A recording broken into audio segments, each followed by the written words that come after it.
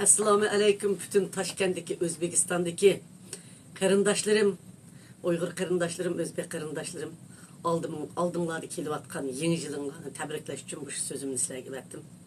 Men Toshkentda nihoyatda jiq savdo qilgan O'zbekistonda hamma yerlarga borgandim, shu Termizlargacha.